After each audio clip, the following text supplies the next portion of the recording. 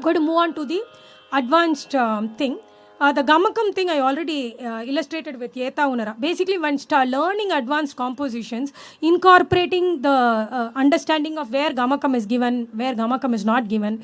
Similarly, when you learn all these Rakti ragams which have a strong emotive appeal, Mukari, Riti Gaulai, Sahana, Ananda Bhairavi, Suruti, rather than just teaching the song and saying it's too difficult for you to try Alapana now, which is very often heard. Tell them why, what are the key phrases, see how that repeats across many compositions. Actually, with these Rakti ragams, once the student gets the understanding of the bhavam, they can pick up quite quickly. And that's one of the factors you will find even in raga identification.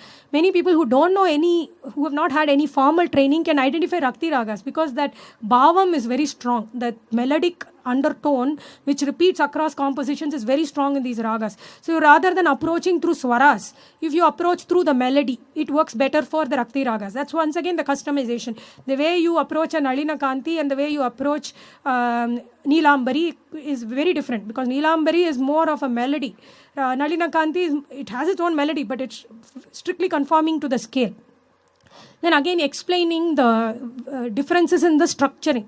Song which has very less of lyric with a lot filled with lot of music, song which has packed lyrics, those kind of things. As the student starts appreciating, they will be able to subconsciously bring in those ideas to their Manodharma also. Similarly, even if the student is not ready to learn a Navavarna Kriti, making them listen and telling them the things, see how different talas are employed, different vibhaktis in Sanskrit are employed. It just broadens their understanding and their fascination, deepens the fascination for the art form.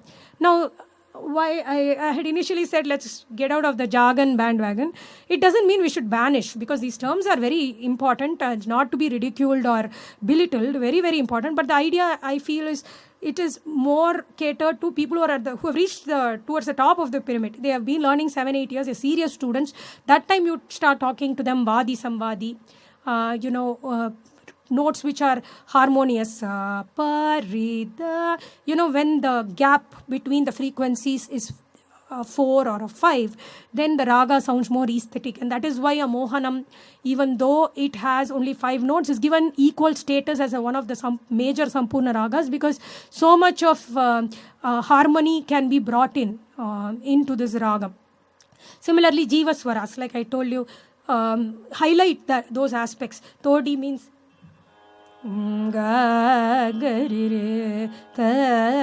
many times you can tell the students, see how different people are emphasizing the Gandharam in Todi.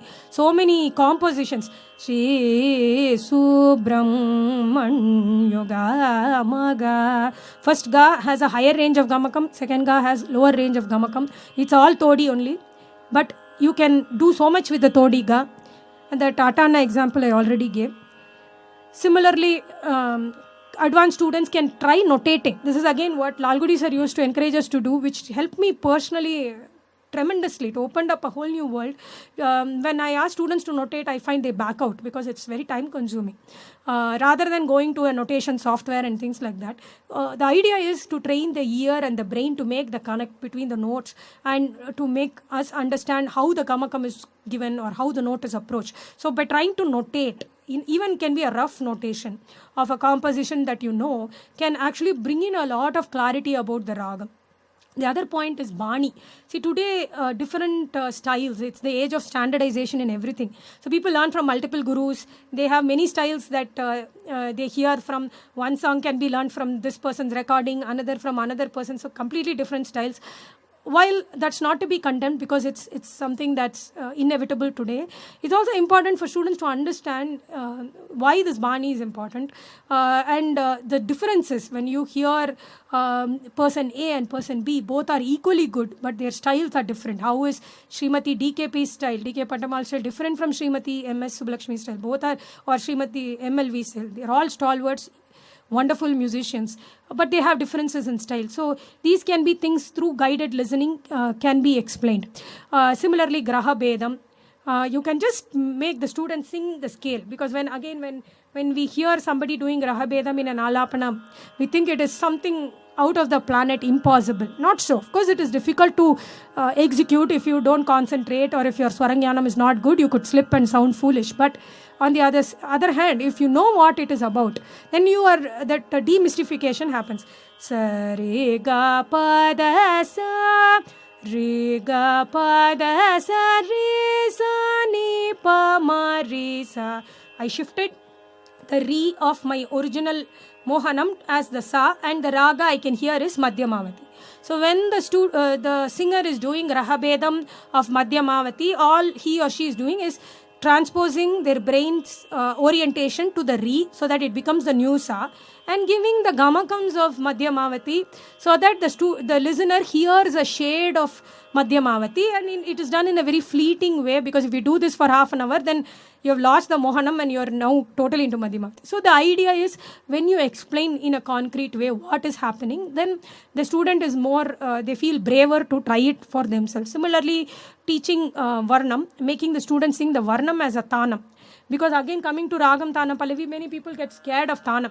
Anam tadanam tadanam tanam tanam ta. So Kalyani Varnam, I just sang the first line as a Tanam. So personally for me, I have tried to develop and improve on my Tanam singing using Varnams as a template, and that is why they are called Tana Varnams in the first place. But many students, like I said again, they look at this Varnam as an ordeal and they don't want to go back to it ever. But if we explain to them, if you practice Varnam, you're going to get better at Tanam. See how you can do. See how you can sing it as Akaram. So these are ideas we can do. Similarly, make the whole process a little more concrete for students when you give Alapana. Again, Lalgudi sir was a master at this, where you would actually give a template and highlight the key aspects of those ragas, key phrases, so that the student has some kind of a reference material. You try that template, then you try to sing the songs try to see what others are singing. That's how we develop the database of knowledge. Similarly, even RTP, instead of making it as a standalone unit, saying you have to learn all the things, master Alapana, master Neraval, master Kalpanaswaram, then you start RTP. Or many students nowadays are in a rush to perform Arangetram or whatever. They say teach RTP.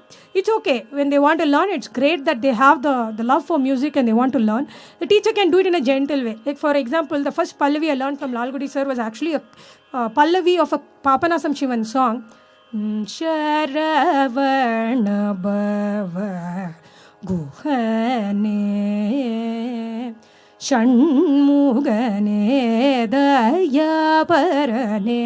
So he told me this can be straight away made into a Pallavi. In the same ragam you sing it, same Neraval you do, you try Trikalam if you want, you try Tisram, whatever you want. So it makes it less intimidating for me as a student, where I understand, okay, even a Kriti can be a Pallavi if the right criteria are met. Now again, Kalpana Swarams, like I said, my guru used to do a lot of these marathon sessions where whole hours are spent just doing Kalpana Swaram, different ragas, different edup. So it's kind of like I think that kind of brute force practice is lacking in today's students, and I'm sure we were worse off than the previous generation. It's also a question of time, like where earlier we used to hear people practicing for 6 hours a day. Today it's become like 20 minutes. If you are able to do, the teacher is happy. So one thing is, building in time for these type of little things where you can make it a cool thing, saying today no song, only Kalpanaswaram marathon.